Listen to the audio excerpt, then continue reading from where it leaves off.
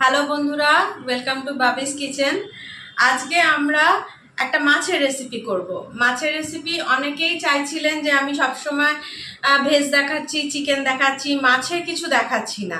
তো সেই জন্য আজকে একটা মাছের রেসিপি করব, পাবদা মাছের ঝাল, যেটা সর্ষে পোস্ত দিয়ে হবে।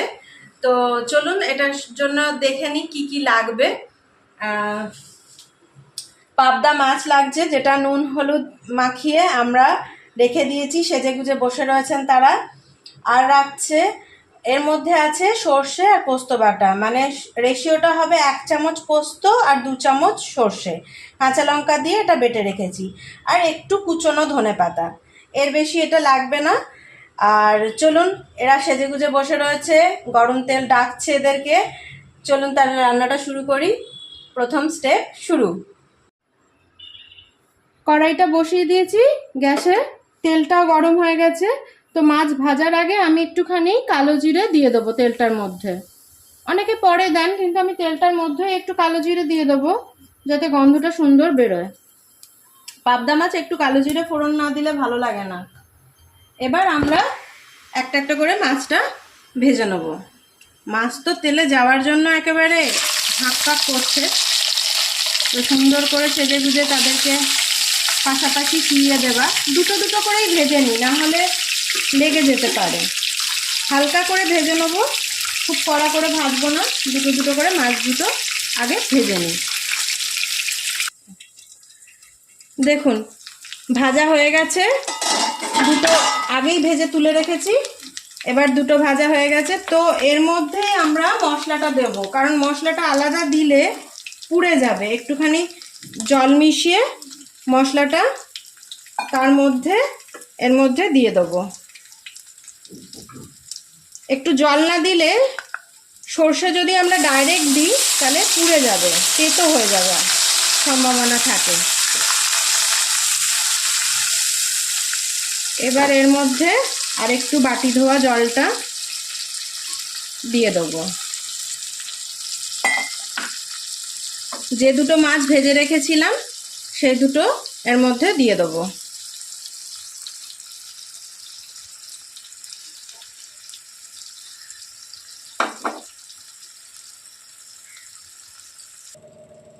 এবার এর মধ্যে পরিমাণ মতো নুন দিয়ে দেবো।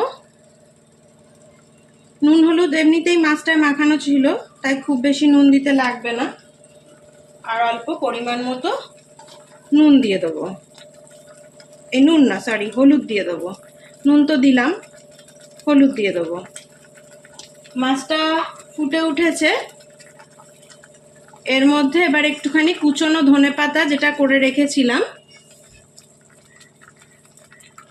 সেইটা একটুখানি দেব। ওপর থেকে কুচনো ধনে পাতাটা এই ফোটার সময় দিয়ে দেবো, যাতে এই ধনে পাতার গন্ধটাও খুব ভালো এর মধ্যে ঢুকে যায়। এবার এটা টকবক করে ফুটছে, এটা একটু সিম করে দেবো।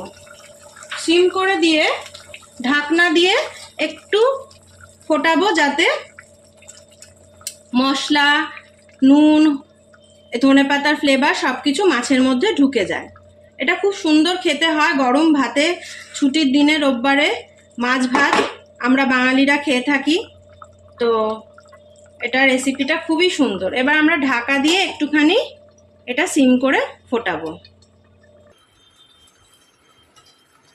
দেখুন কি সুন্দর মাখা মাখা হয়ে গেছে পাবদা মাছটা, মশলার সঙ্গে ধনে পাতার সঙ্গে মিশে সুন্দর হয়ে গেছে। এবার আমরা এটাকে বাটিতে পরিবেশন করব।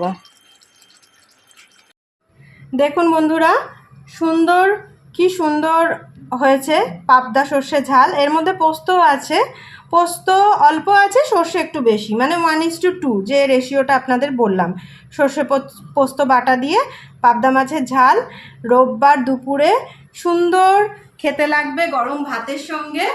আপনারা অবশ্যই ট্রাই করবেন গরম ভাতের সঙ্গে। আমরা তো ভাতে মাছে বাঙালি, তো মাছ তো আমাদের সবচেয়ে প্রিয়।